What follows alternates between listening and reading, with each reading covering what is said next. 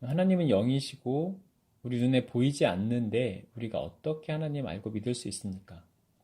적지 않은 사람들이 진리를 추구하고 하나님을 알고자 하는데 당신을 어떻게 느낄 수 있습니까?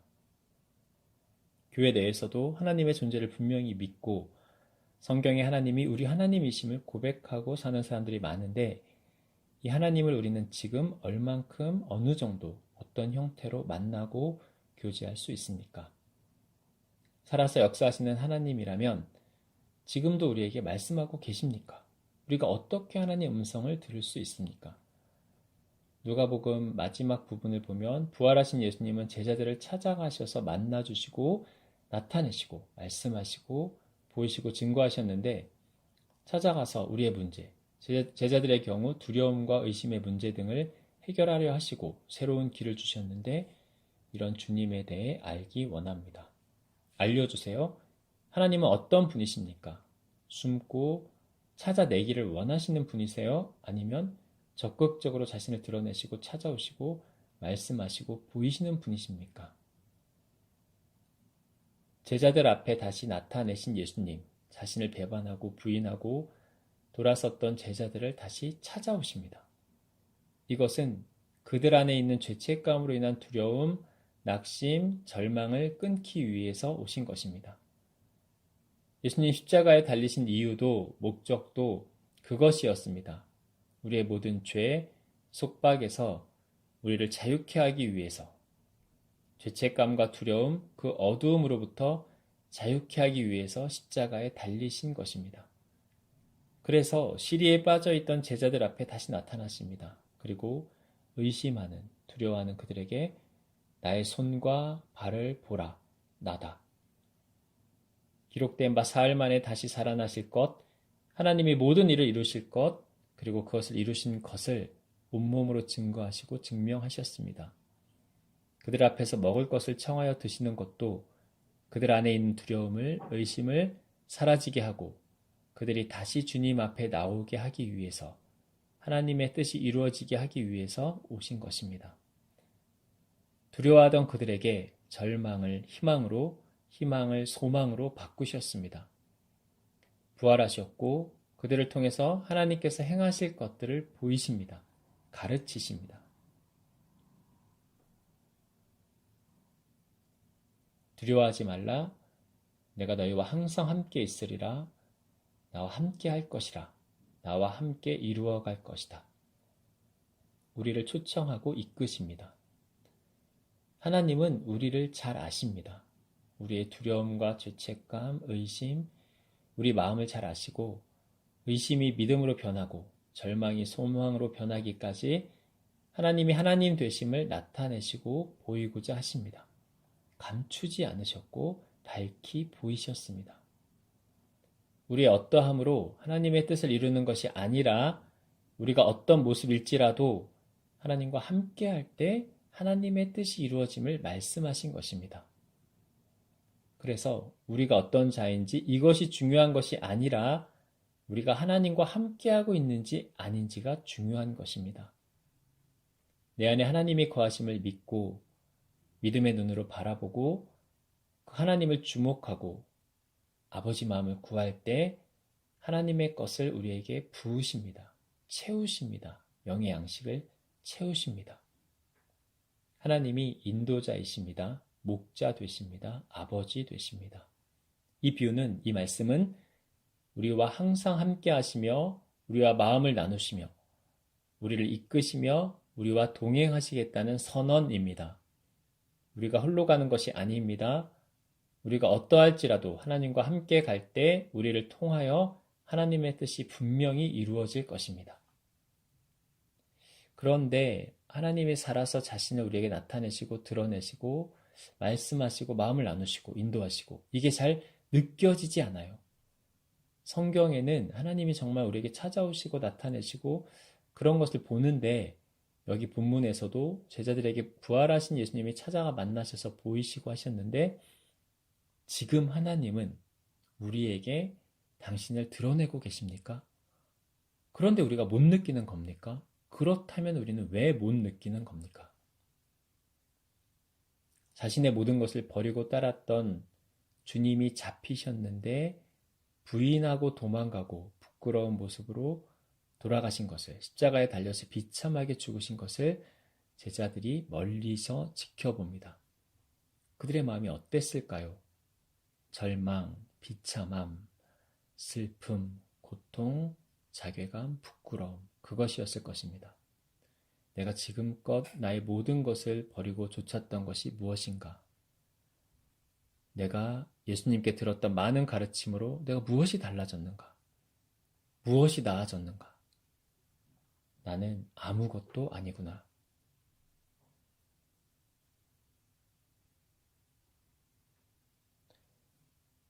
내가 할 수 있으리라 생각했던 것이 할 수 없음이 깨닫게 된 것입니다. 내가 죽기까지 주님을 따르겠나이다 약속했던 베드로조차도 예수님을 3번씩이나 부인하고 맙니다. 그것도 예수님이 멀찌감치 보이는 그곳에서. 너무나 부끄럽고 죽고 싶었을 것입니다. 자존심이 상했을 것입니다. 자기가 한 맹세가 바닥에 짓밟히는 그러한 마음의 고통을 겪었습니다. 나는 주를 위해서 무엇이든 할 수 있다고 믿었는데 할 수 없구나. 나는 용기 있는 자라고 여겼는데 용기조차도 없구나. 나는 그의 제자가 될 자격이 없었구나. 주님은 내 마음을 아셨을까? 아시고 부인할 거라고 말씀하셨던 것인가? 아, 내가 너무나 부끄럽다. 나는 제자로서 자격이 없어. 다시 물고기를 잡는 어부의 삶으로 돌아가야겠다. 내가 할 수 있는 것은 그것밖에 없어. 달아난, 부인한 제자들은 모두 내적 고통 속에 자신이 아무것도 아님을 처절하게 깨닫고 있었을 것입니다. 그때 부활하신 예수님이 찾아오십니다. 그를 만나십니다. 예수님의 부활의 소식을 여자들에게 들었습니다. 두려웠습니다. 놀랍기도 했지만 한편으로 너무나 두려웠습니다. 자신에 대해서 얼마나 실망하셨을까? 화가 많이 나셨을까? 지금껏 함께 생활해온 많은 제자들이 그를 버리고 간 것, 이것에 대해서 책망하실까? 놀랍고 반갑고 신기했지만 그보다 더 두려웠을 것입니다. 부끄럽고 어디에라도 숨고 싶었을 것입니다. 그런 그들에게 나타나십니다. 너무나 놀랐습니다. 믿을 수가 없었습니다. 그런 그들 앞에 안심시키시고 예수님 부활하신 증거를 보이십니다. 그리고 다시 가르치시는데 이전과 달리 더 밝히 깨닫게 하십니다. 그때 예수님께서 하신 말씀, 그 가르침이 어떤 의미였는지 제자들은 분명 깨닫습니다. 우리가 잘못했지만, 실수하고 실패한 삶을 우리는 살았지만 그것과 관계없이 하나님이 이루셨구나. 부활하신 예수님이 모든 구원을 이루셨구나. 그때 제자들이 밝히 알게 됩니다. 그리고 그들에게 절망이 아닌 소망의 말씀을 주십니다. 내가 너희와 함께 할 것이다. 너희는 가서 이 소식을 전하라. 내가 너희와 함께 할 것이다. 위로부터의 능력을 받게 될 것이다.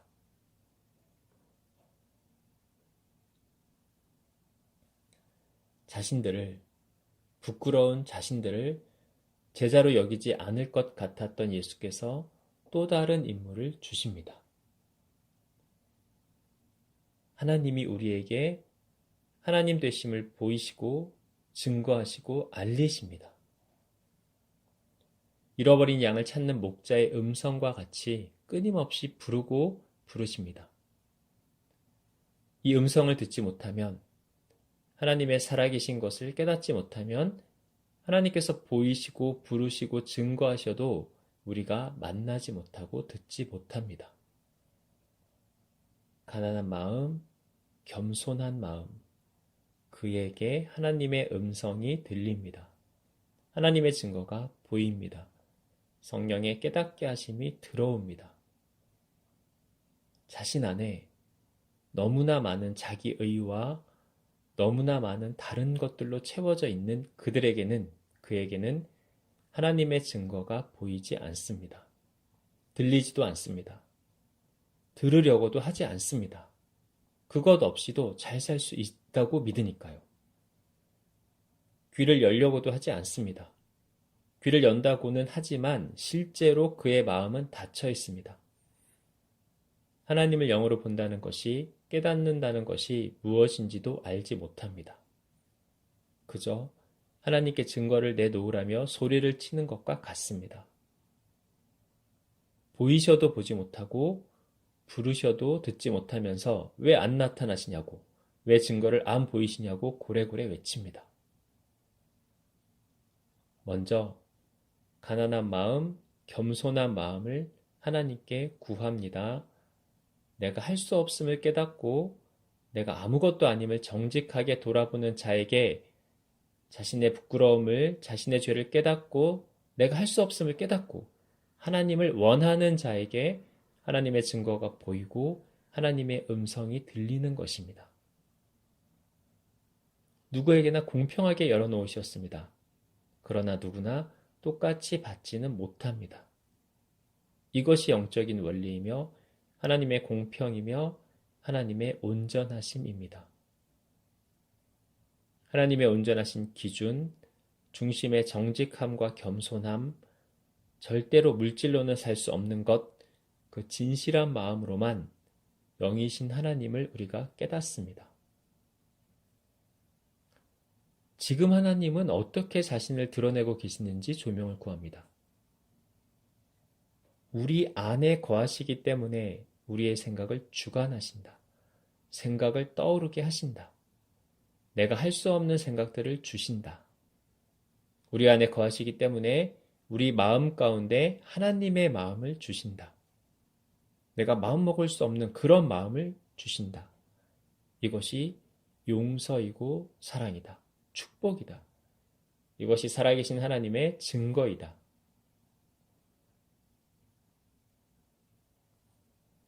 우리의 마음과 생각을 통하여 하나님이 살아계심을 증거하십니다.